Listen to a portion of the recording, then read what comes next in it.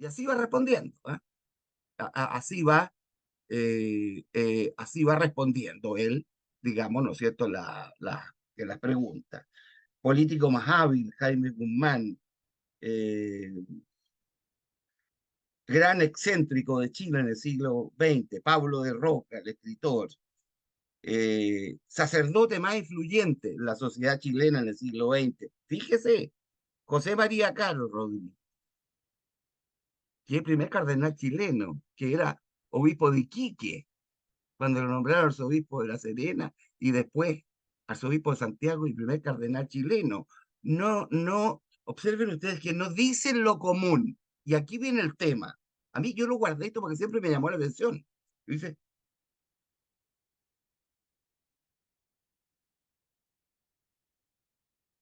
mejor historiador, Francisco Antonio Encina. Fíjese, fíjese lo que dice Gonzalo Vial. No dice el mejor historiador es Sergio Villalobos, el mejor historiador es Cristian Gamuri, el mejor historiador es, no sé, pues, la señora Stuben, que es bastante buena, entre paréntesis, ¿ah? Aunque uno puede estar de acuerdo con todas sus apreciaciones, etcétera, etcétera. A mí me llama la atención. Estoy fundando lo que me tocó a mí aquí ahora exponer, ¿no es cierto? Dice que es el mejor historiador del siglo XX. Pero Francisco Antonio Encina, yo voy a dar un poco de su biografía, después voy a decir algunas sus ideas generales y después voy a ir a un término que es el que se me pidió que yo expusiera. Francisco Antonio Encina es talquino, ¿ah? Nació en Talca, pero fíjese, en 1874, en 1874, Francisco Antonio Encina murió por allá, digamos, ¿no es cierto?, por 1800, 1950. ¿Ah? Entonces, está el historiador en el cambio del siglo. Estudió la escuela secundaria en el Liceo de Talca, con los famosos liceos que hay en todas las grandes ciudades, que habían esos famosos liceos, en Antofagasta, en La Serena, en Rancagua, en fin, en San Fernando, en Curicó, en Linares.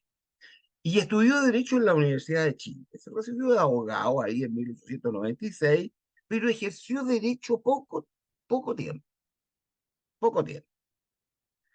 Y se va a dedicar a sus trabajos en el campo. Él tenía un fondo.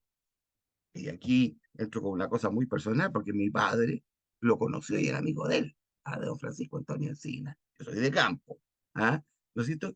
En un fondo que se llamaba El Durazno. Y fíjese que ese fondo está en la carretera de la fruta cuando usted entra por Pelequén, entra a San Vicente de Aguatagua, pasa por Peumo, sale a Las Cabras y cae a Yayauquén, y el fondo El Durazno está hoy día debajo del lago Rapel, porque fue esa materia, todos esos campos fueron expropiados y está el lago Rapel encima, ¿no es cierto? Y por ahí usted, por esa carretera de la fruta, sale a San Antonio y a Cartagena.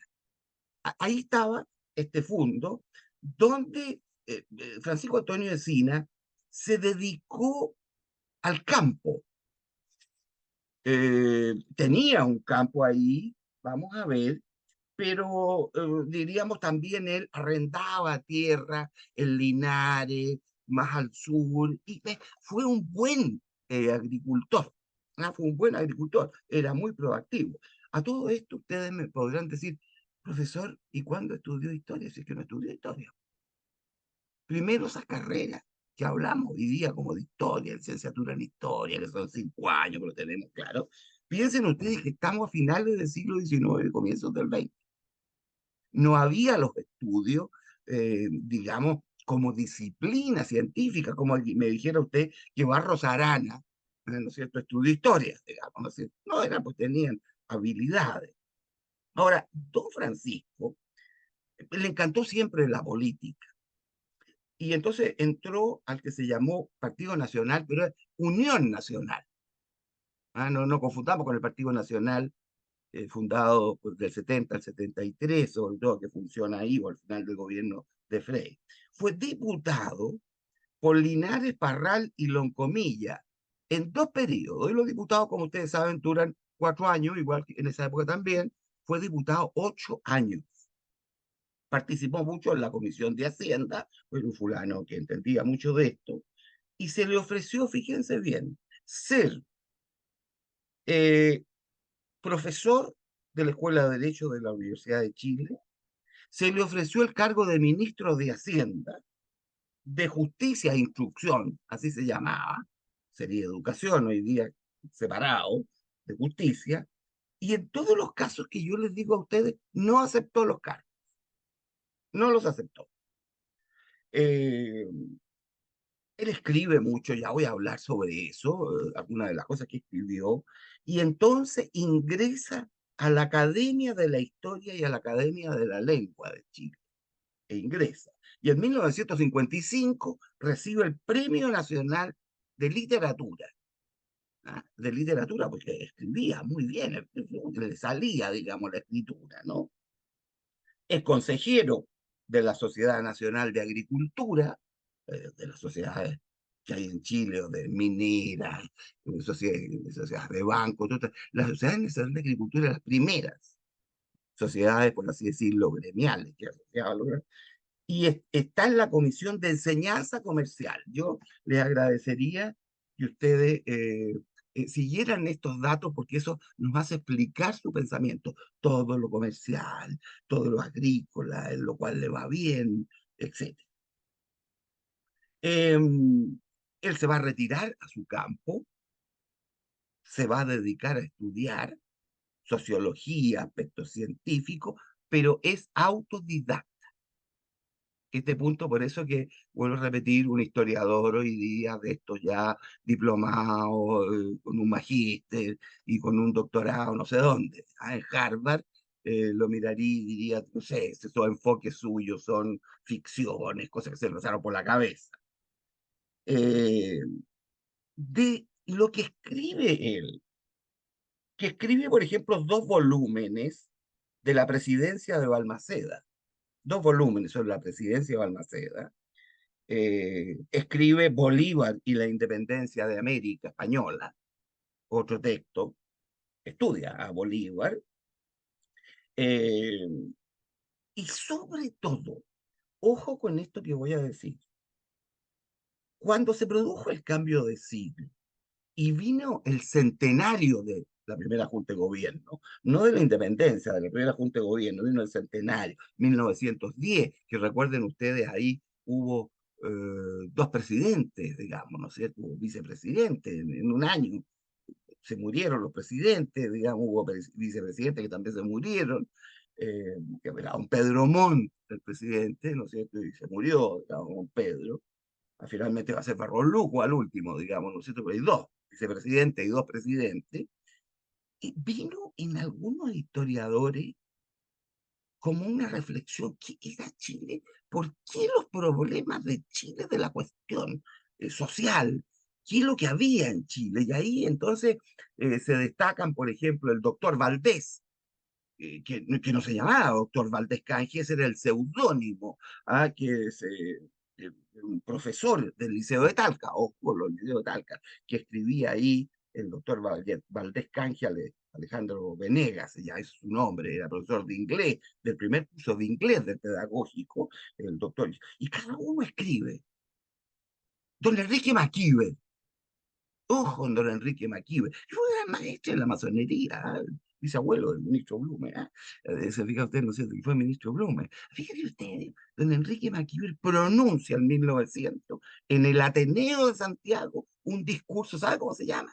Sobre la crisis moral de la República. Hay una crisis moral en la República de Chile. Entonces, a la crisis los autores le echan distintas culpas. O dice, mire, eh, no sé, la raza, el territorio, el problema educacional. Dentro de los que escriben está Luis Emilio Recabarren. Y Luis Emilio Recabarren, que es el fundador del Partido Comunista Chileno, en este grupo, escribe un texto que se llama Ricos y Pobres. Es muy pequeñito así, se lo recomiendo, Ricos y Pobres. Entonces la pregunta es esta, ¿qué se hizo de la plata del salitre? respuesta que da Gonzalo Vial en un ensayo fantástico que tengo. ¿Ah? Eso es lo que se dice. La gente dice, sueños fueron las escuelas, sueños los puertos, sueños los caminos, ¿ah? Sueño la educación, sueño ta. ¿Qué se fue? Se hizo la plata del salitre. Una buena parte de la plata del salitre se fue por el desvío, pero una buena parte, el Estado de Chile, el Estado la ocupó bien, por ejemplo, en educación. Se ocupó mucha plata en educación, en comprar armas también. Chile todavía no tenía resuelto con Perú, por ejemplo, el problema, digamos, definitivo, ¿no es cierto?, del acuerdo de la guerra. No se había hecho plebiscito, ninguna de esas cosas. Estamos en 1910. En ese grupo, en que está el doctor Valdés Canje, que está Nicolás Palacio, que escribe Raza Chilena, en fin, y otros autores, está Francisco Antoniesi. Y su obra monumental en esto del diagnóstico, se los recomiendo también, se vende por ahí, ¿ah? Se llama Nuestra Inferioridad Económica. Para los efectos generales, ¿no es cierto? ¿No es cierto? Nuestra inferioridad económica. Yo creo que ese libro uno tiene que leerlo, digamos, ¿no es cierto? Hace una crítica muy grande a la educación. Primero porque Encina es un hombre práctico, ¿no es cierto? Un hombre práctico, no es... Sin embargo, se va a transformar en un intelectual, digamos, ¿no es cierto? Pero su obra más importante, no publicada hoy día, si ustedes la buscan, mire, hace años atrás, la revista Zigzag publicó la historia de Chile Gonzalo Vial en, en, en pequeños libros. Entonces, eran como 50 libros, podría ser. Son 20 tomos, estimados amigos. 20 tomos de más de 11.000 páginas, que parte con los pueblos precolombinos y termina en la Guerra Civil de 1891. El estudio que hace sobre Balmaceda, por ejemplo, sobre la personalidad, que es muy agudo, ¿ah? Al definir la persona, es muy agudo. Me parece a mí que no anda tan desandado si uno mira otros libros de historia de Chile sobre la guerra civil. Pero hasta ahí llega hasta ahí escribió. Para escribir este texto, contrató a un exiliado español llamado Leopoldo Castedo, de estos republicanos que habían llegado, y todos estos grupos que habían venido, lo contrató como secretario. ¿Ah? Entonces, Leopoldo Castedo investigaban, iba poniendo ahí en un exiliado político, y al final, fíjese que Leopoldo Castedo le solicitó la venia a don Francisco Antonio para resumir los 20 tomos en tres tomos. Y don Francisco Antonio Sina se lo autorizó. Y entonces, sabe que esos tres tomos son fantásticos. Mire, déjeme ver, déjeme doblarme aquí yo. eh, eh, Aquí están. Aquí están los tomos resumidos, ¿ah? Resumidos, ¿ah? Entonces, pero para esto contó con Encina Castedo. Ahora, si usted quiere comprar libros nuevos de estos, imposible, porque nadie se interesa en reeditarlo. Habría que ir a librerías de viejo, encargarlo, lo va a encargar, y lo van a encontrar. ¿Ah? Lo van a encontrar. Entonces, esta es la historia, diríamos, como resumida que Castedo, digamos, ¿no es cierto?, hace con que, digamos,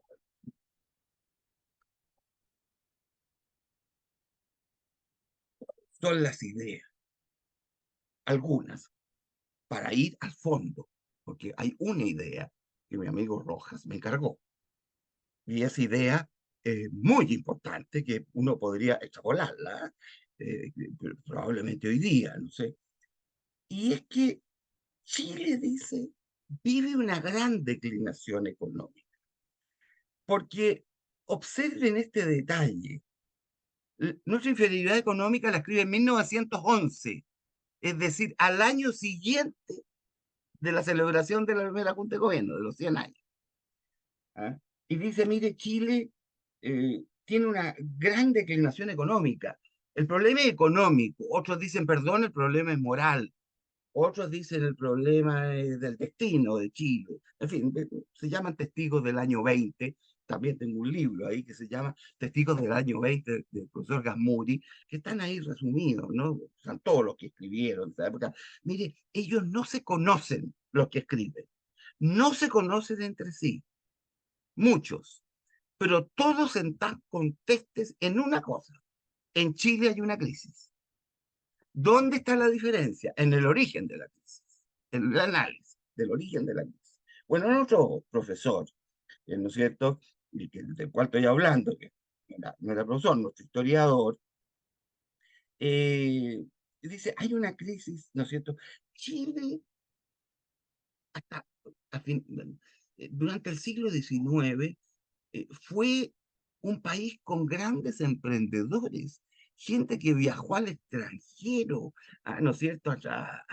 Hasta Loro, en California, ¿no es cierto? La gente iba, pero poco a poco, ¿qué comenzó a ocurrir? Y aquí vienen las ideas nacionalistas.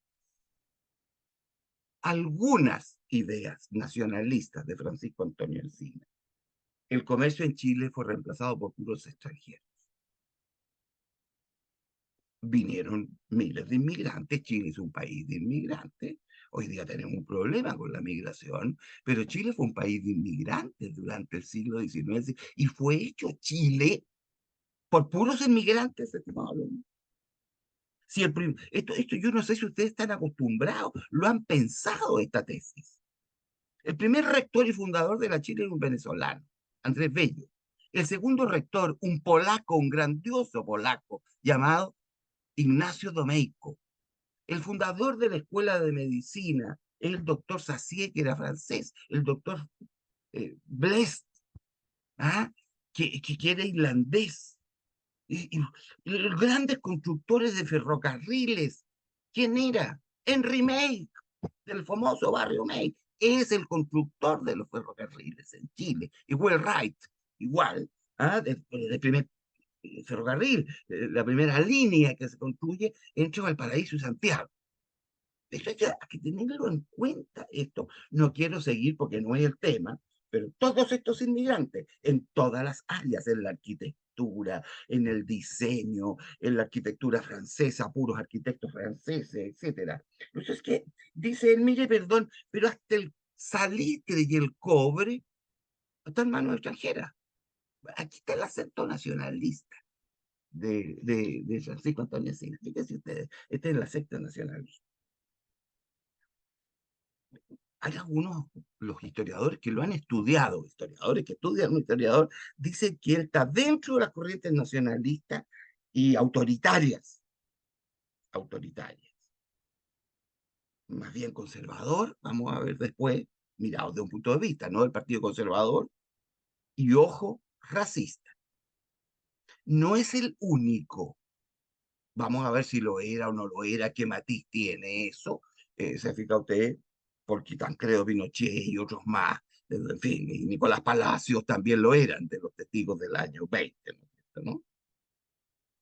Eh, dice eh, Francisco Antonio Encina que en nuestra inferioridad hay un estado sociológico en que hay dos elementos claves, que es el territorio y la raza.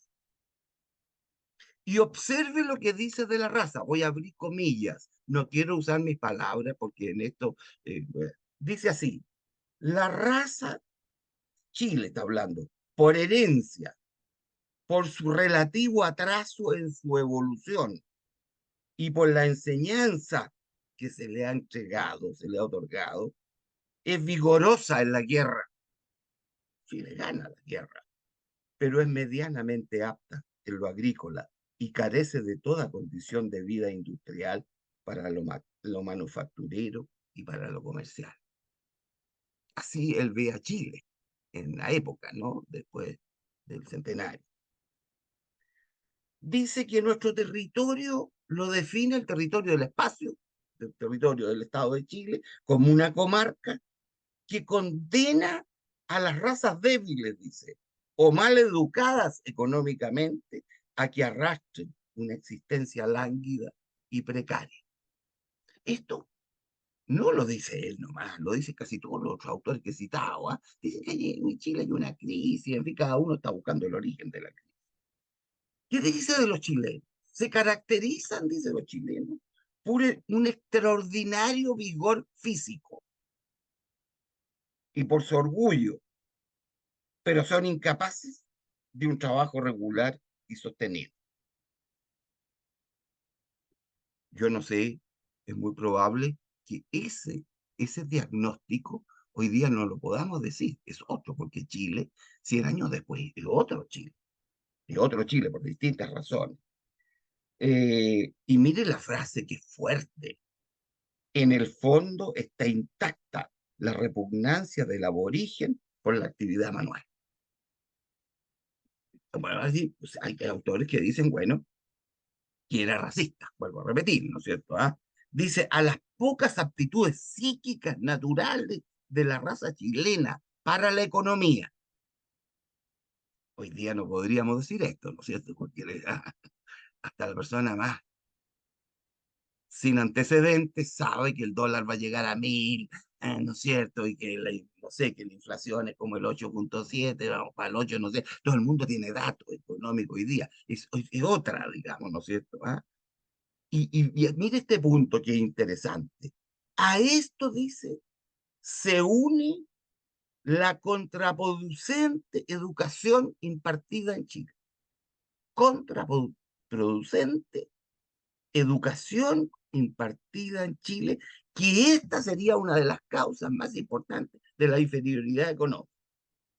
Por ejemplo, se dice que la mayoría de la gente es víctima de la educación clásica, educación de escritorio, dice, para formar poetas, retóricos, con influencias europeas, todos son poetas, todos escriben lindo, pero nadie, diríamos en términos actuales, es un emprendedor. Me revienta usar esta palabra porque está de moda, pero yo no uso las palabras de moda, busco sinónimos, ¿no es cierto? Pero bueno, aquí digámosla, ¿no es cierto? ¿No?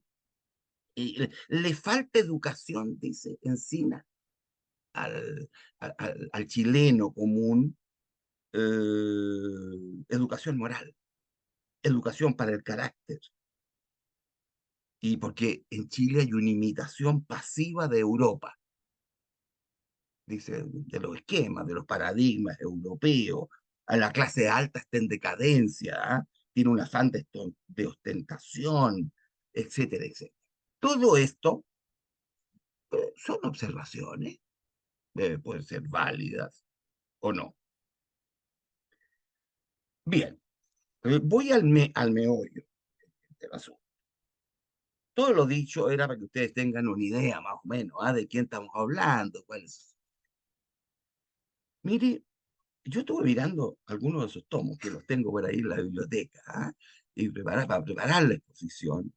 Y fíjese que hay una palabra que repite y repite y repite y repite. Cerebro. El esquema está en el cerebro. Y entonces hace un análisis histórico, en la parte que voy a hacer, entre 1823 y 1830. Es decir, desde la abdicación o renuncia de O'Higgins en 1823 hasta la batalla de Lircay. Esto que nosotros conocemos vulgarmente como primera anarquía o la anarquía, que ese término no se usa, porque anarquía significa que nadie mandaba, que no había nada.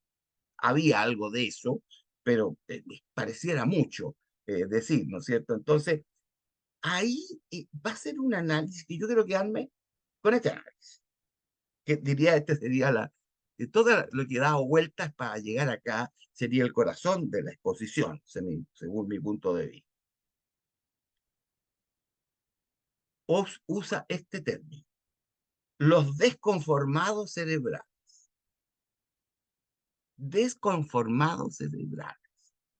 Y va a buscar desconformados cerebrales en el periodo de la anarquía, entre 1823, O'Higgins en Lima, ¿no es cierto? Y la batalla de Lircay, que lleva a los conservadores al poder, ¿no es cierto? Con el general Prieto, en fin, que se dio triunfante Lircay. Él sigue estos cuadros cronológicos, por hábito los usa, porque siempre se han usado, ¿no es cierto? Y dice que aparecen los ideólogos. Hoy día todo es ideología, ¿se han fijado ustedes? Se usa el término indistintamente. Hay que ser un poquitito más serio. Mire, la palabra ideología viene de la época de Napoleón Bonaparte, de la Universidad Napoleónica en Francia. Napoleón fue a la universidad en París y miraba y veía gente que se paseaba y hablaba.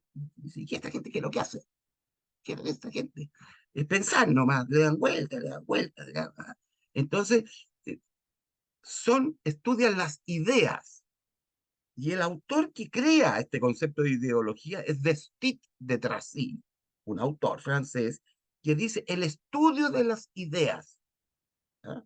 Había una asignatura en la universidad que se llamaba Estudio de la Idea, y de ahí viene la palabra ideología, que hoy día se lo mira en un sentido negativo, pero pongámonos un poco a la altura, ¿no es cierto? Estamos en una reunión de personas que quieren aprender o que estamos intercambiando, no estamos en un centro de madre, con todo el respeto, un centro de madre, o en una concentración que yo utilice la palabra ideología de manera indistinta, digamos. La ideología son fuente de conocimiento de la ciencia política, ¿no es cierto? Pero hoy día se ocupa, por ejemplo, ideología de género. Se utiliza este término hoy día con la teoría de género, con los wokeistas, el woke. No sé si han oído hablar de la teoría woke, sino que el profesor Rojas se diseña, ¿no es cierto?, una clase para explicar qué es lo que es el wokeismo, digamos, que está de moda todo esto. Y entonces, dice que un ideólogo en línea sería aquel, si resulta, el que tiene un cerebro capaz de crear un sistema político. En Chile, entre 1822 y 1823, no hay sistema político porque O'Higgins gobernó con dos constituciones, le sirvieron a él y cuando él se fue las derogaron. Y bueno, y quedamos en la misma, digamos, estamos independientes, pero no tenemos sistema político relativamente estructurado que tenga cierta permanencia, ¿no es cierto? ¿Qué ocurrió? A ver, hago un recuerdo y después voy a Francisco Antonio Sina con sus propios términos. Cuando se fue Bernardo Higgins y derogaron las dos constituciones de O'Higgins, la del 18 y la de 1822, entonces, de inmediato se puso una comisión para crear un texto constitucional nuevo, que ahí el que llevó el pandero fue don Juan Egaña, y aparece la constitución de 1823, de finales de 1823, porque O'Higgins abdicó en enero de 1823, y esta constitución es de finales. Esa es la constitución más larga de la historia de Chile. Inleíble, impracticable. No se puede hacer nada con ella, digamos, ¿no es cierto? Bueno, el primer intento constitucional le ganaba, porque tenía como 450 artículos entre los permanentes y transitorios, en fin, qué sé yo, eso era ya como un bloquerío constitucional, digamos, ¿no es cierto? ¿No? Bueno, y entonces hizo constitución apodada moralista, como dice mi colega, profesor de la Católica, Carlos Frontaura, mal llamada constitución moralista, porque antes hubo otra moralista, que fue la primera de O'Higgins, también, que en fin, piensen que un artículo de la Constitución de O'Higgins, paréntesis, estimado amigo, ¿sabe qué decía? Esto es un artículo constitucional. No hagas a otro lo que no quieres que hagan contigo. Este es un artículo de la Constitución de O'Higgins. Eso sería, ¿qué cosa? Un consejo moral, digamos, ¿no es cierto? No un consejo, en fin, un principio moral, pero un consejo, ¿no es cierto? No hagas a otro lo que no quieres que hagan contigo. Es que sería un principio de moral religiosa, incluso, no sé. ¿Ah? Pero ahí Gaña hizo un proyecto el año 1923, una constitución con casi 200, más de 270 artículos, que no resultó, era ileíble, quedó el panadero. Van a ver ustedes cómo lo tratan, en las palabras de él. Después vino, ¿qué cosa? Un intento federal.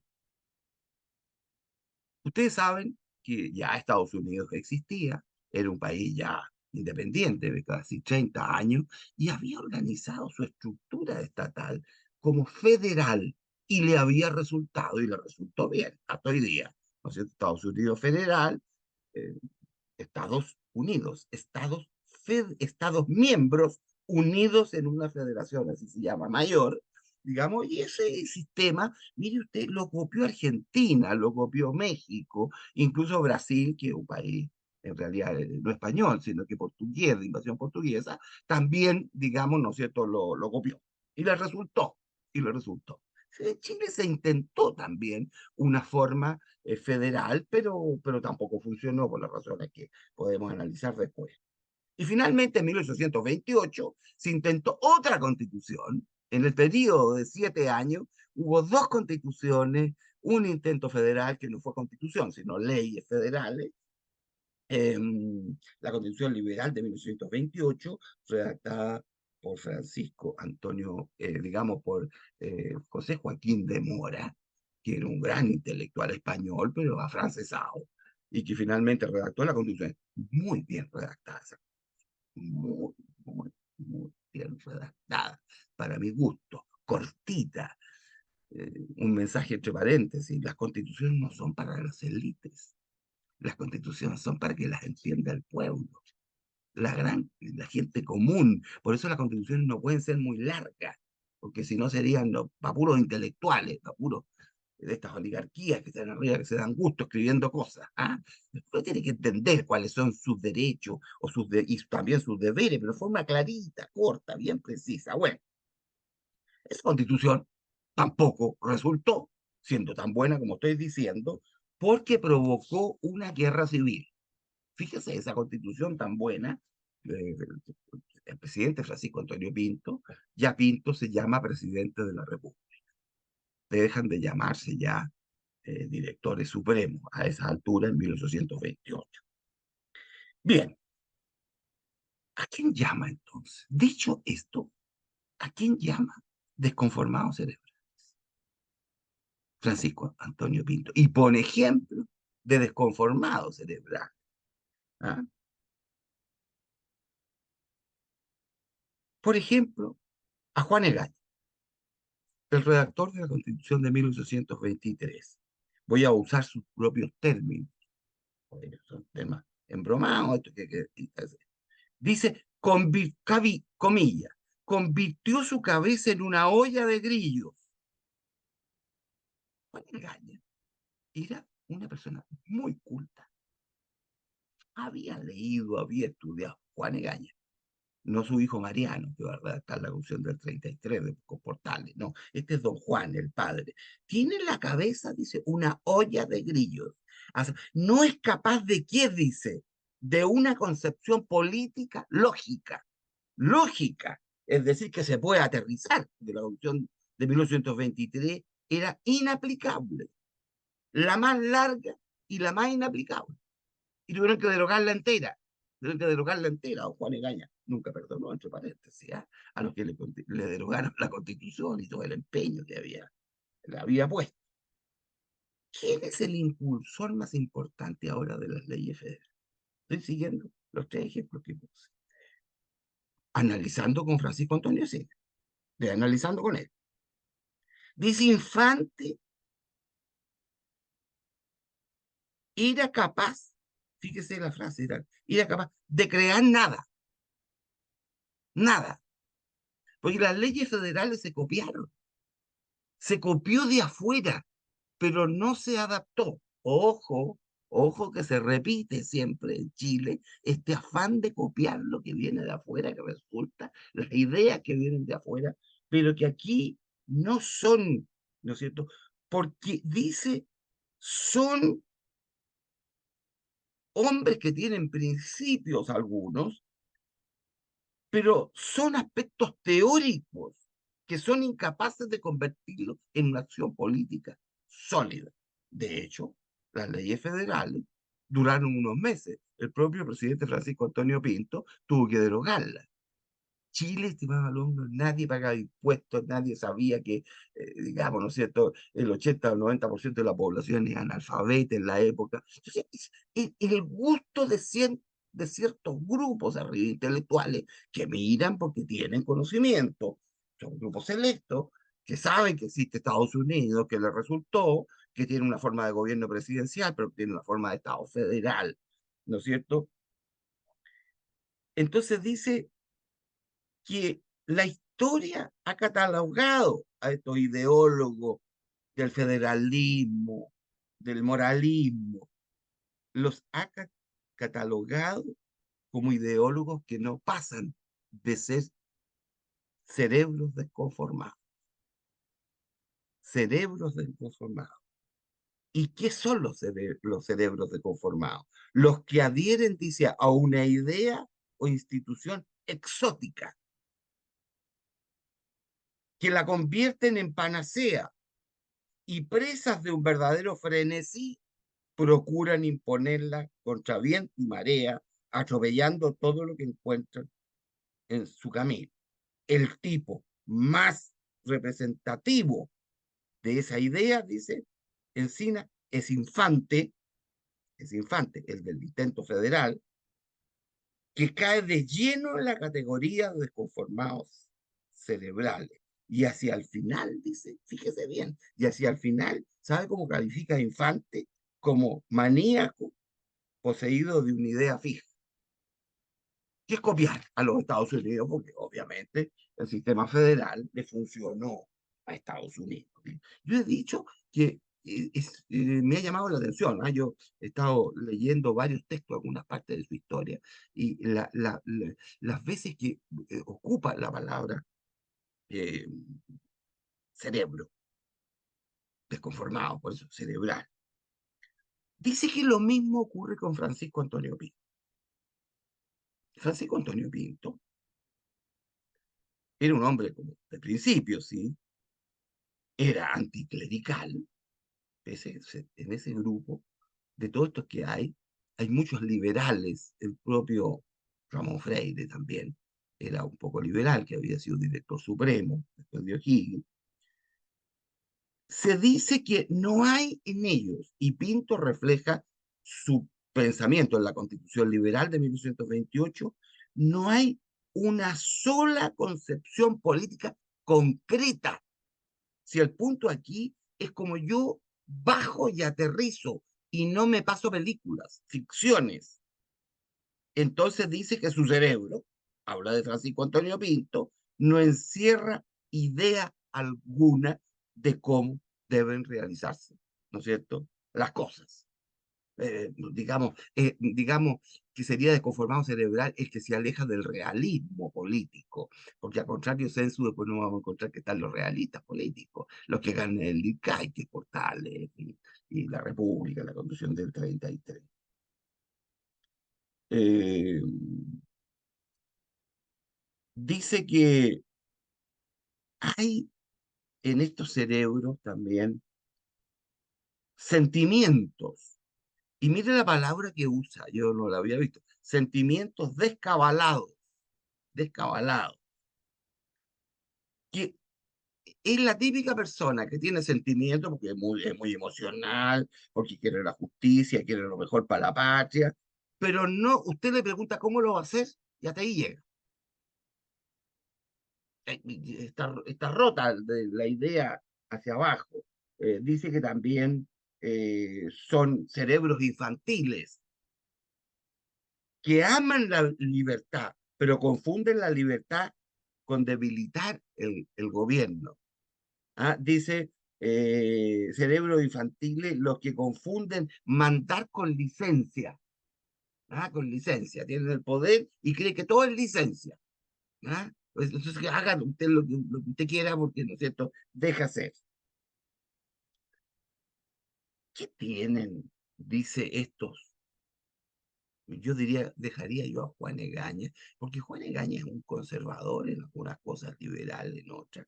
Me remitiría a Infante y a la Constitución del 28, de liberal de Pinto, eh, que tienen lo que dice, odian el pasado del dominio español, lo odian.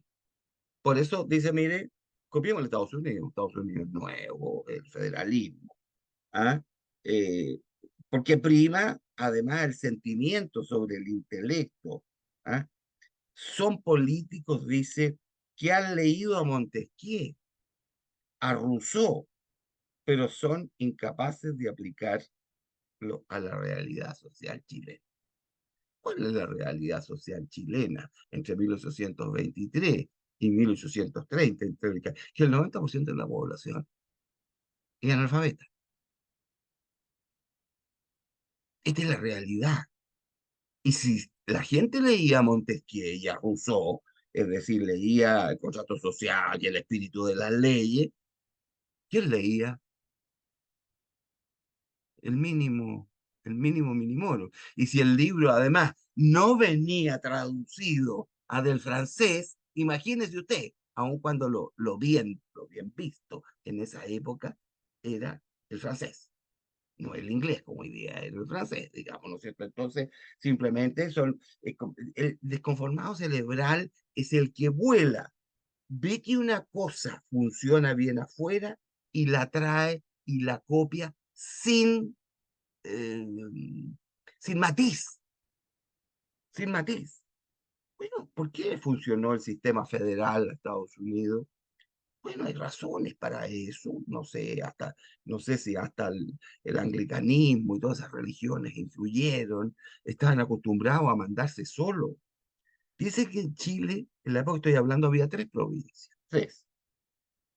Santiago Concepción, naturalmente, y José Miguel Carrera, en su época, en 1812, cuando gobernó, creó la provincia de Coquimbo, hacia el norte. Cuando se aprobaron las leyes federales de 1826, el país se dividió en ocho provincias. Pasamos de tres a ocho. Es decir, las mismas tres, más las otras cinco nuevas que venían. Aconcagua, Chiloé, por ejemplo, era provincia, en las leyes federales. Pero para que funcione un sistema federal, tiene que haber qué cosa, que los intendentes o los gobernadores sean elegidos popularmente. Y cada Estado miembro tiene que tener un mini parlamento, un congreso chico, para gobernarse en aquellas leyes que se pueden dictar, que no son contradictorias con la central, y eso se llama asambleas provinciales en Chile, ¿no es cierto? Usted entenderá, cuando se aprobaron estas leyes, no se eligieron las asambleas provinciales, las provincias peleaban entre ellas porque todas querían ser provincias aparte, que es lo mismo que ocurre. Hoy día no sé cuántas regiones somos en Chile. Entiendo que hay otra región aprobada ya y no sé por qué todavía no ha salido, porque es una ley orgánica, que es la provincia de la quinta región, se divide en dos, la quinta, digamos, hacia adentro y la quinta costa, van a separarse, son dos regiones aparte, con toda su estructura. Y ahora la gente tiende a dividirse, pero en la época de 1926 nadie pagaba impuestos, no había policía de seguridad, eh, Chile no pagaba sus deudas que había contraído internacionalmente, porque tenía deudas con Inglaterra y no las pagó y no las bien pagó hasta después, mucho después, que O'Higgins había pedido plata prestada a Inglaterra para financiar la expedición libertadora al Perú. Pero si era un Estado, como diríamos, se usa ese término hoy día como bien fallido, todavía está en una etapa. Por eso que se nota tanto cuando sí que podríamos decir, después del IRCAI, y ese es otro análisis que hace, y él lo hace con admiración, viene otro grupo que serían no los desconformados cerebrales, sino los conformados cerebrales. Entonces, estos son los que ganan, que son los conservadores, y que ya imponen una constitución, establecen un sistema político real, ¿no es cierto? Yo diría, para ir redondeando, que hay dos cuestiones que a mí me llaman la atención en esto, en el SINA, en esto. Una, la creación de un sistema político que sea capaz de resolver los problemas. Y segundo, que hay que en Chile cambiar el enfoque de la educación, mirado desde el punto de vista de Encina. Obviamente que en el siglo XX después, porque Encina murió en 1953, por allá, digamos, ¿no es cierto? Estimado amigo, la educación en Chile ha cambiado.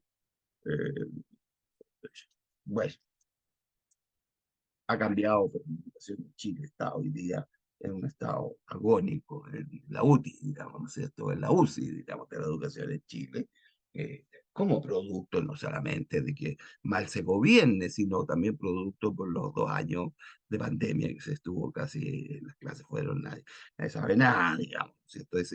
Ahí hay 2 generaciones que tuvieron un problema grave de educación, pero en Chile, por ejemplo, hay grandes instituciones que hoy día yo no sé si don Francisco Antonio Sina criticaría eso. Por ejemplo, hablo del DUOC y hablo de INACAP, que son institutos profesionales, y les advierto que ambas instituciones, ambas dos, como dicen los guasos, ambas dos instituciones son mejores que algunas universidades pequeñinas, son mejores en cuanto a la estructura, y están creando qué cosa, están creando puras carreras técnicas en que en Chile hoy día la gente, digamos, se produjo una revolución en lo económico. Lo que pensó don Francisco Antonio Encina que no había en su época, hoy día está, ¿no es cierto? El que falla hoy día no es la iniciativa de hacer cosas, el que falla es el Estado. Uno por eso decía, mire, aquí hay, digamos, ¿no es cierto? Ahora, toda similitud es por la similitud, dejémoslo así, ¿no es cierto? Pero tenemos un afán nosotros salvaje de copiar sistemas. Voy a poner un ejemplo, ya voy a hacer una aplicación práctica. Adivine qué ha aprobado el Congreso Nacional de Perú ayer. Volver al bicameralismo. Perú es unicameral. A nosotros se nos quiso instaurar un sistema unicameral en el primer proyecto constitucional, que era un proyecto que tenía el presidente Salvador Allende de la Asamblea del Pueblo, y que se presentó ese proyecto, pero por los caros votados nunca lo apuraron. Imagínese usted que se hubiera aprobado. Estaríamos con un Congreso. Cuando los otros países que experimentaron una forma unicameral, vuelven al bicameralismo. Es porque usted copia, o copia porque sin pensar o por razones ideológicas, ¿no es cierto? El problema cuando tiene una sola cámara es que el que gana la mayoría en una sola cámara, ese gobierna. En cambio, si es bicameral, usted puede ganar en la Cámara de Diputados y perder el Senado, pero ya equilibró, detuvo, ¿no es cierto? Detuvo la política, si usted no o por lo menos la enrevesa, digamos, ¿no es cierto? Se va a oponer, va a buscar, qué sé yo. Entonces, estos afanes de copiar, primero, sistema político, eh, y segundo, las grandes teorías, porque hoy día los cambios son culturales, son cambios culturales, son cambios a propósito de lo que dice él, son cambios culturales, cambios de idea, lo que se llama la teoría woke hoy día. No sé si, reitero, si alguno de ustedes, parece que Máximo ya se ubica, digamos, ¿no es cierto? Estoy viendo por la cara que pone, el wokismo, los estudios que vienen hoy día, en fin, hay toda una teoría, por ejemplo, sobre los estudios en Estados Unidos de los study, digamos, ¿no? Los estudios de los gordos, de los gorditos, digamos. Usted no puede decir usted está gordo. Usted dice esto a un alumno de la universidad, usted está gordito, ¿no es cierto? O comienza a mirar en el metro a uno porque es demasiado pasado. ¿No? Entonces, simplemente eso. Hay toda una teoría, todo esto va creando, pero en el fondo, ¿qué sería? Son formas de neocolonialismo, porque la pregunta es ¿de dónde viene esto? Esto viene de las Naciones Unidas, de la UNESCO, son centros culturales, digamos, no sé, que crean estas cosas y van imponiendo, y son pseudo-ideologías, pseudo-ideologías, eh, que tienen que ver con lo económico hoy día, fíjense. No sé si han pensado ustedes, y con esto termino, ya estoy a las 8:30, vayan a alguna pregunta a ustedes. ¿Se han fijado ustedes que el presidente de la República no se le ocurre fijar los precios? ¿Se han fijado ustedes que nadie propone hacer en Chile una reforma agraria? ¿Se ha fijado usted que nadie nombra interventores en los bancos hoy día? Es el sueño de la libertad económica hoy día. ¿Esto no es cierto? Se critican las FP, hacer alguna reforma, si es que se aprueba la reforma, se critican las. Es que La cuestión estructural cerebral viene por otro lado, viene por la parte cultural y por la parte de las ideas. Es ahí donde viene el asunto hoy día, que sería la versión neomarxista, que me imagino que lo habrán oído también, si no mensaje para el profesor Gonzalo Rojas, oye Valeria, ¿para qué? Que es, hay que estudiar a Gramsci. Antonio Gramsci, hay que estudiarlo. Eh, un marxista inteligente hoy día no va a crear un grupo terrorista, salvo que sea desandado de la cabeza, como hay algunos, digamos, son muy pocos. Si fuera un grupo neomarxista inteligente, en lugar de crear un grupo terrorista, crearía una universidad. Me parece que crearía una universidad, crearía centros de formación técnica, se compraría radio. A usted me dice, ¿para qué la radio? ¿Ah? No sé si ustedes también están a tono con esto de las radios que existen hoy día en Chile, están casi todos en manos de grupos cristianos, pero que no son católicos. Y la gente oye las radios en los campos, en lo rural, y eso es uno de los medios más creíbles que hay, según los informes de que estudios que hace la Asociación Nacional de la Prensa, qué sé yo. Bueno, ¿qué importaría más? Crear una radio, tener una radio, que crear un grupo terrorista. Es más lento, pero se fija usted, va desconformando el cerebro. Estoy llevando las ideas de Encina hacia otro lado. Hoy día en Chile tenemos un sistema político, va resistiendo, no sé hasta dónde, va resistiendo, ¿ah? Va resistiendo el sistema político. Qué sé yo creo, digamos, que la raza chilena también, ya no el diagnóstico sociológico de Francisco Antonio Encina, yo creo que ya no es compartible. Después en Chile se produjo una revolución. ¿Ah? Que hay decadencia hoy día de la educación, obvio, porque ocurrieron 2 años de una COVID, de una epidemia universal, más todos los levantamientos, más toda la huelga de los profesores, que es una vergüenza en Atacama. Los alumnos no saben nada. Por ahí podría haber un debilitamiento, digamos, pero vuelvo a repetir, eh, y termino con esto, lo que tiene Encina, que tienen algunos grandes historiadores en intuición, al interpretar, por ejemplo, sobre el papel de Portal, sobre todo quien es Balmaceda, con quien termina su historia monumental de 20 tomos, termina en Balmaceda la intuición, cuando hace digamos, la captación de esa causa y de esa consecuencia, que es algo que uno puede decir, la gente no tiene por qué compartirlo, pero es un dato para ponerlo sobre la mesa. Entonces, estimados amigos, esta primera exposición es Francisco Antonio Encina, Armané y los desconformados cerebrales. Y la segunda posición es Bernardino Bravo Lira y el presidencialismo en Chile.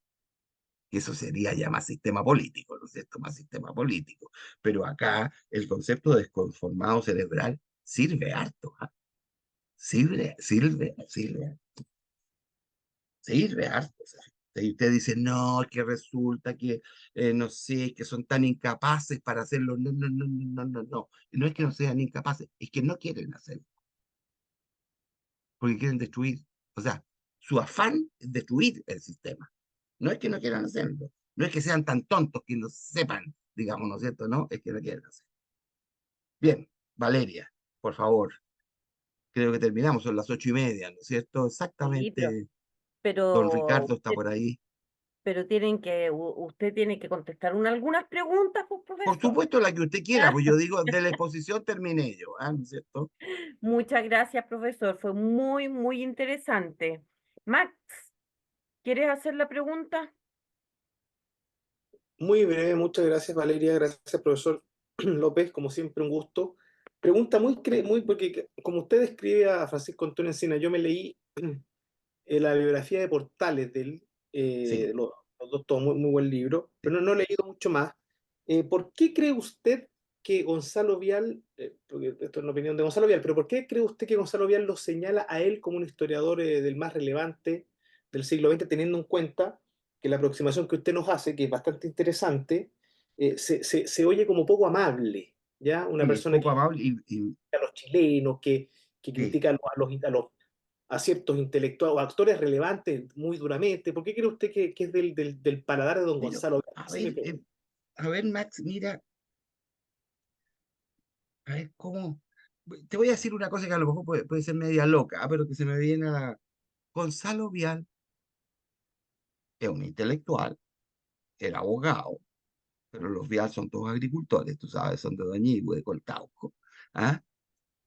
Y Gonzalo Vial nunca fue profesor de historia. Gonzalo Vial es historiador porque lleva en la sangre, ¿ah? Lleva la sangre, la historia de Chile lleva en la sangre, ¿sabes qué más, Max? La educación. El tema de la educación lo apasiona, él es decano de educación, hace sus colegios en Lo Barnechea, San Esteban, él lo lleva. Entonces, a ver, te estoy dando un argumento súper que no es racional. Decía, mira, lo defiende porque todo el mundo lo critica porque no estudió historia. Se entiende perfecto, Si perfecto. al propio Max Gonzalo Vial, mira, yo he leído, a ver si, espérate un segundo, a ver si lo tengo, que es una gran historiadora. Aquí lo tengo. Lo acabo de terminar de leer.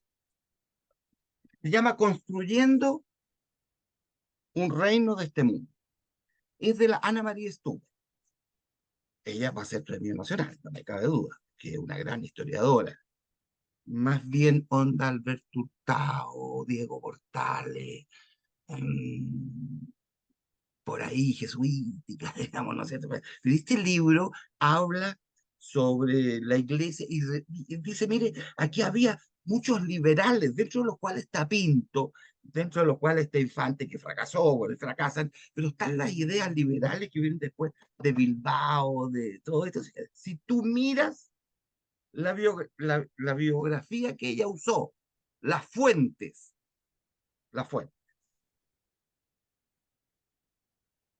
por supuesto, está Lazo Serrano, Rafael Valentín Valdivieso, pero fíjate que pone a Gonzalo Vial al último, atrás, abajo, pone a Gonzalo Vial, tomo 2 de la editorial Santillana, volumen 1, está por ahí, no sé si lo tienes tú, la historia monumental de Chile, Gonzalo Vial, que hay que leer, hay que llegarse a tenerla, y va a ser apasionante, sobre todo la de Arturo Alessandri, de Ibáñez, de la República Socialista. Lo pone como, así como al margen, como al margen. ¿Ah? Eh, Porque no lo consideran ni siquiera como postulante al Premio Nacional de Historia. Gonzalo Vial debió haber ganado el Premio Nacional de Historia. Su historia monumental de Chile es todo esto. Todo esto. En la historia monumental de Chile, Gonzalo Vial. Te fijas tú, estimados alumnos, historia monumental en el área económico, en la cultura, en la política, naturalmente, los ministerios. Te fijas tú, y peor para el Premio Nacional, pues. Peor para el Premio Nacional. Pero aquí se lo dan aquí a historiadores top, que son de la Pontificia, de la PUC, de aquí, de allá, te fijas, ¿no es cierto? ¿No? Pero tampoco sería tan maldito yo al decirlo, porque hace muchos años que existe la carrera de historia como disciplina científica, ¿no es cierto? Tú estudias pedagogía en historia o licenciatura en historia. Entonces yo creo que Vial, mi impresión es que aquí quiso ir contra el sistema. ¿Ah? Y los golpeó, y los golpeó. Mira tú esta otra si va contra el sistema. Sacerdote más influyente en la sociedad chilena del siglo XX. ¿Qué habría respondido tú, Max? El cardenal Raúl Silva Enríquez. Sí. ¿Y sabes lo que dice Gonzalo Vial? El cardenal José María Caro Rodríguez. Y el primer cardenal. Y a Silva Enrique ni siquiera lo nombra. ¿Te fijaste? Ni siquiera lo nombra. Va contra el mejor generador de votos, Salvador Allende. eh, Presidente de mayor peso intelectual, Eduardo Frei Montalva, hasta donde él respondió. Yo creo que Ricardo Lagos también, en cuanto a cierta cultura, te fijas tú, ¿no es cierto? Cierta cosa de estudiar en francés, ¿no? Ministro más destacado en la historia de Chile, sin preguntar la especialidad, Sergio de Castro. Sergio de Castro, ser ministro de Hacienda, debe ser uno de los mejores ministros de Hacienda que ha tenido Chile. quizás después Vigi, digamos, ¿no es cierto? ¿Ah?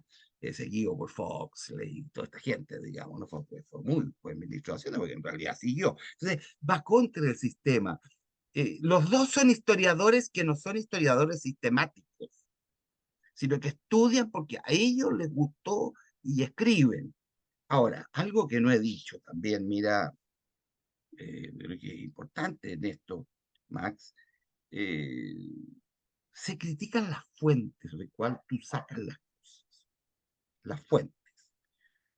¿Qué le critican a Vial? Que, por ejemplo, dijo que la Luchita García Huidobro le contó a la Pepita Rasuti, digamos, ¿no es cierto?, que el ministro de Hacienda se iba a ir en la noche, iba a renunciar.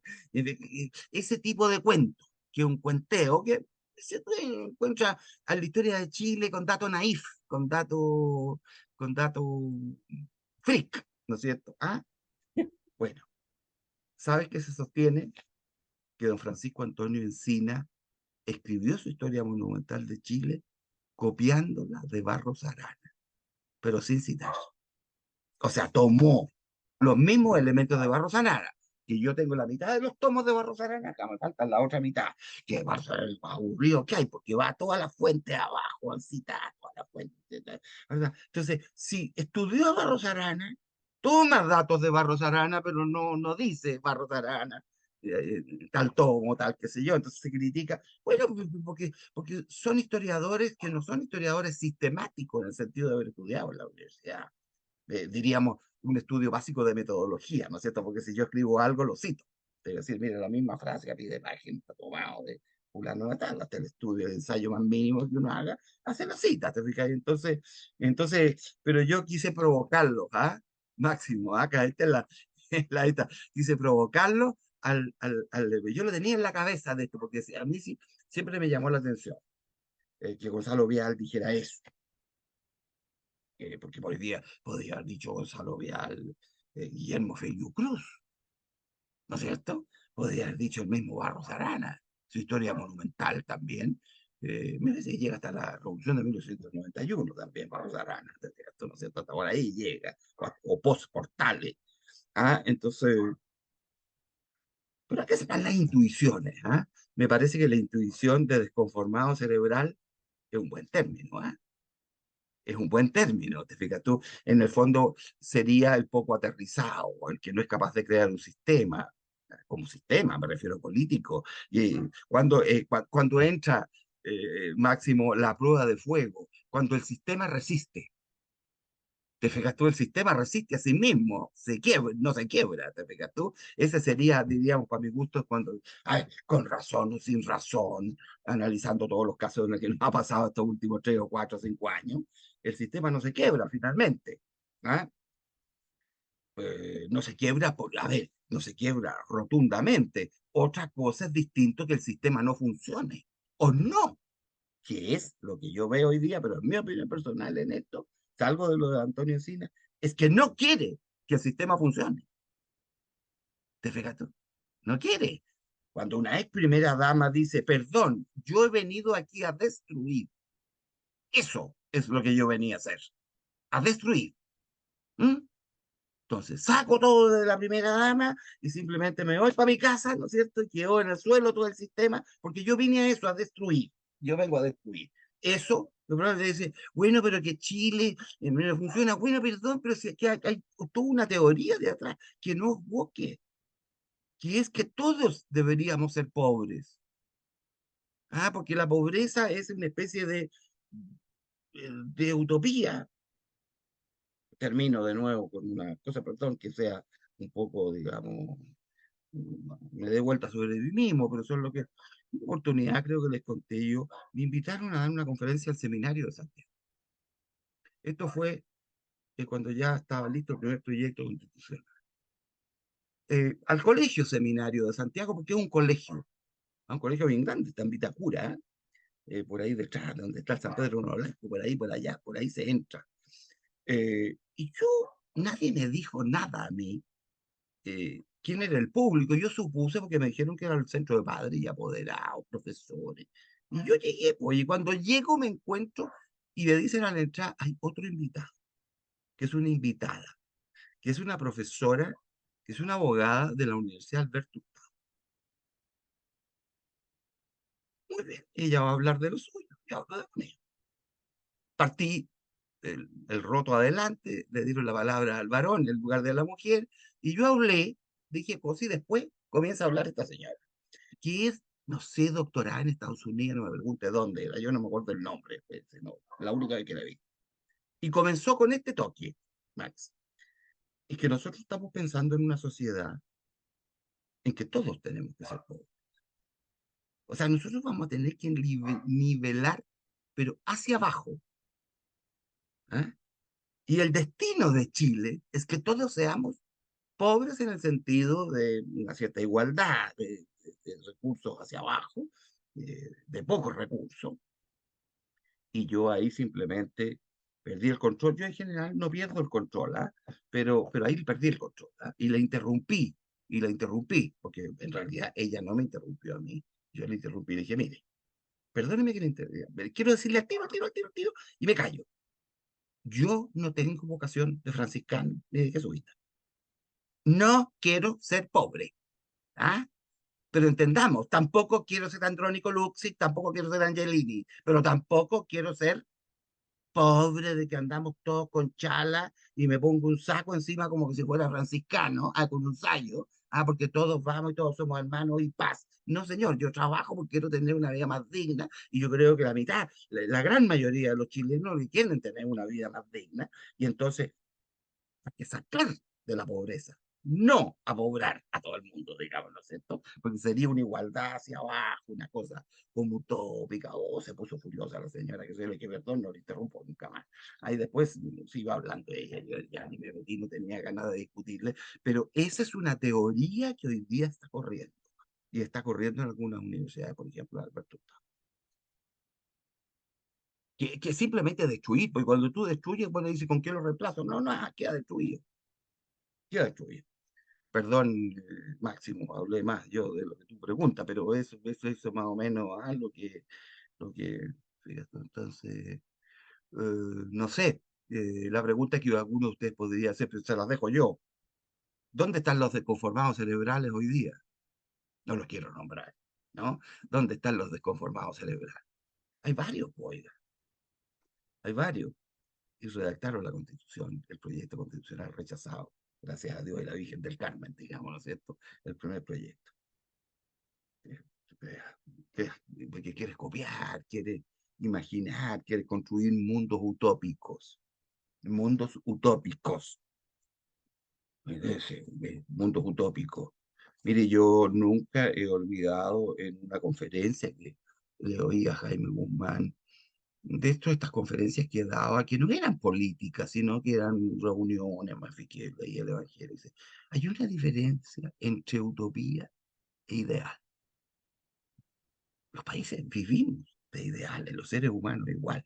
Y ideal es aquello que es alcanzable en la realidad. Utopía es aquello que es inalcanzable.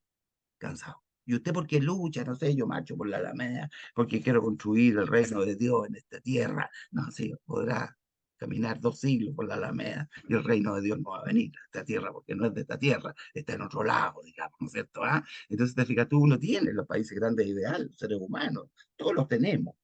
Pero una cosa es la utopía, que buscar mundos imposibles. Todos vamos a ser pobres, porque, en fin, hay autores que han estudiado esto. En fin, el término utopía, que es un libro de un autor inglés, dice utopo, sin lugar, sin trampa, digamos, eso significa el término utopía, digamos, en términos etimológicos, ¿no es cierto? En fin, sí. Pero en la historia de la humanidad siempre ha habido utópicos, digamos, ¿no? ¿Ah? En fin, ¿no? Yo creo que uno puede, la pregunta que les dejo, a ver si nos viéramos después, ¿dónde están los desconformados cerebrales hoy día? Para tomar ese aspecto, porque ese aspecto me parece interesante de lo que él trabajó en cine, te fijas tú. En cambio, las otras cosas no, están pasadas, que esto de que en Chile solamente se estudia para que haya mucha Gabriela Mistral y mucho Pablo Neruda, fantástico, y Nicanor Parra que lo haya, pero la inmensa mayoría tiene que tener información económica de iniciativa particular, de iniciativa privada, ¿te fijaste? ¿No es cierto? Eso hoy día no, no lo podría decir, creo yo, Francisco Antonio Silva. No podría repetir lo que él destacó. Él es nacionalista, hay un sentido nacional y algunos lo acusan de racista por la mirada que hace, en fin, qué sé yo. Los chilenos somos muy valientes en la guerra, pero muy cobardes en otras cosas. Padre Osvaldo Lira decía que los chilenos somos muy valientes en la guerra y moralmente cobardes, digamos, ¿no es cierto? Eso, el padre Osvaldo Lira, no es mío, no es mío por si acá, digamos, pero no vale la pena darle vuelta para hacer. Ya, pues Valeria, son las 9 de la noche. Ya, pero entonces, a ver, Ricardo, tu pregunta y cerramos. Ya, a ver, Ricardo, ya está el joven Ricardo allá. No se te oye, Ricardo.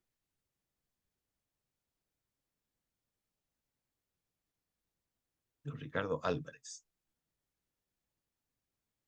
Uy, ahora se nos fue. Ricardo,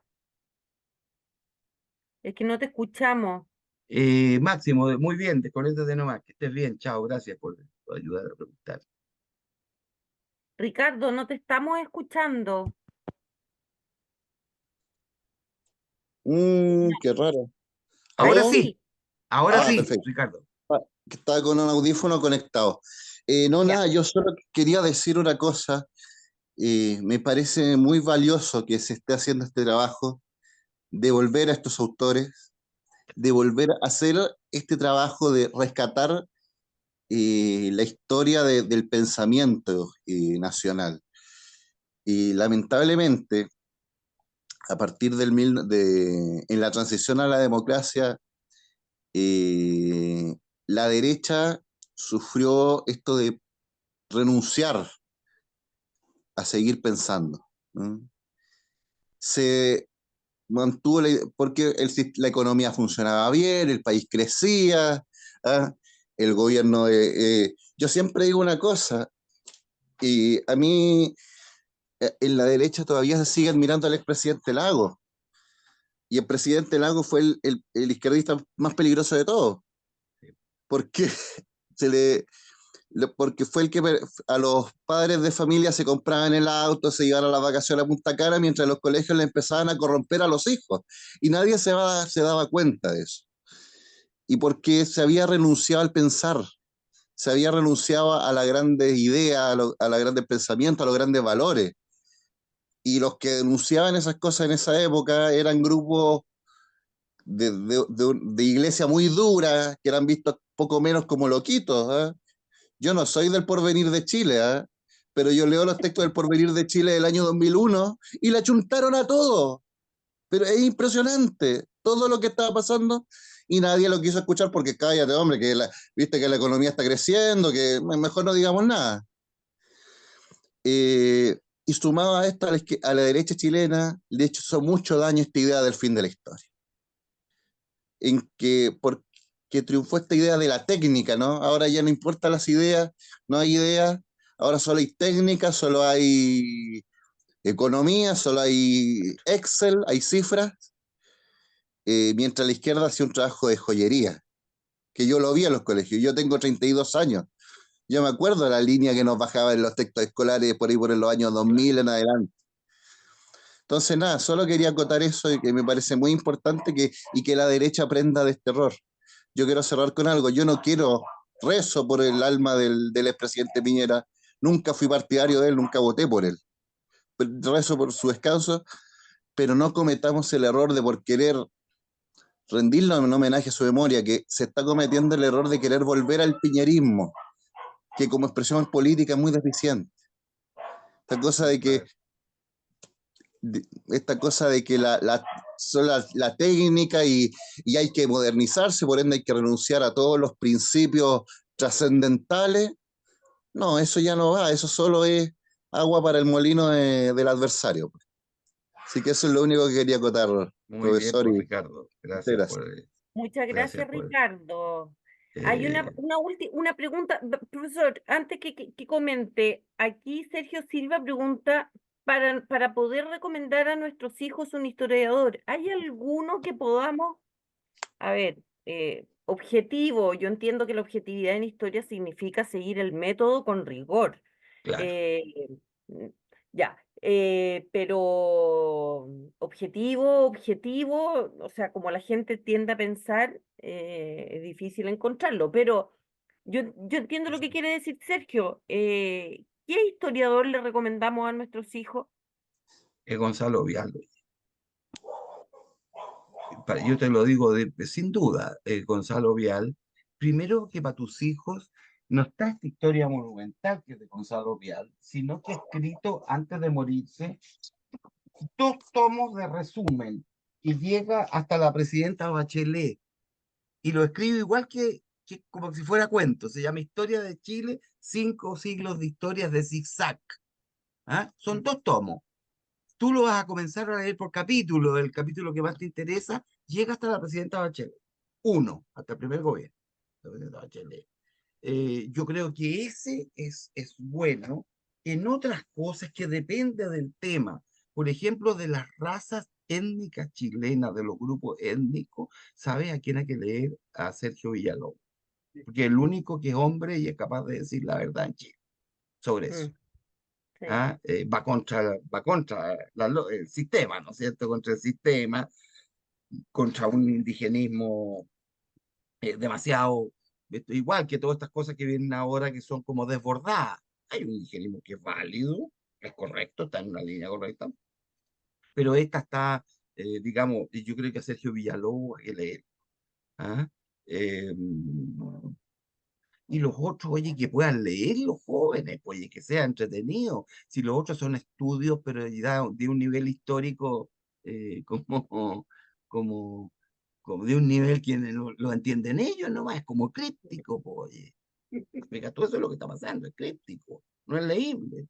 Para un Mm. joven, pues, oye, te fijáis que les cuesta leer hoy día, les cuesta tomar un texto, un libro, ¿no es cierto? Salvo que esté en el computador, digamos, que lo bajen y esté ahí. Bueno, eso puede ser también, digamos, ¿no es cierto? Pero yo les recomendaría Gonzalo Vial, Valeria, digamos, ¿no es Muchas cierto? gracias, profesor. Y Muchas para gracias. la próxima exposición también Vial, oye, ¿eh? Sergio también, para el próximo. Bueno, la próxima es Bernardino Bravo. Bernardino Bravo también. Bernardino, Bernardino se dedicó a la historia también, es historiador, es Premio Nacional de Historia, Bernardino, te fijas, todo, ¿no es cierto? Entonces, todos los libros de Bernardino que tiene unas cosas más cortitas, unos resúmenes súper buenos, se los voy a mostrar en la próxima clase cuando hable de Bernardino, ¿eh? Que son cosas perfectamente leíbles, que son resúmenes, que son escritos por él, no son resúmenes que han hecho otras personas. Pero Bialogy, mira, tiene capítulos enteros económicos, ¿ah? Suponte tú, sobre la economía, finales del siglo XIX, comienzos del XX, la cultura, Premio Nacional, el desarrollo de las regiones, de las provincias, que se llamaba, ¿ah? El papel de la Iglesia Católica, la educación, tiene datos estadísticos, no te vas a aburrir nunca, nunca con Gonzalo Vial, con Gonzalo Vial. Eso, Muchas pues, gracias, Sergio, ¿y tú de qué profesor. parte eres? Quería preguntarle a Sergio de qué parte es. Soy de Placilla, profesor Ah, Colchagua.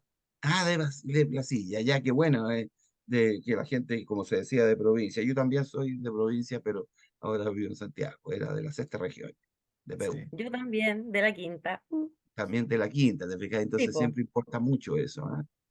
Ya, pues, oye, ojalá que haya Ya, podido despertar un poco de profesor. inquietud, digamos, ¿no? No es un historiador muy conocido en China, porque vuelvo a repetir, no se lo estudia hoy día, no se lo Pero estudia, ni se muy, lo sabe. muy interesante, profesor. Muchas gracias. Que ¿Ya? estén todos ¿Ya? muy Igual, bien y nos vemos el próximo jueves. ¿ya? Gracias, profesor. Chao, chao, oye. Chao. Que Muchas gracias. descansen.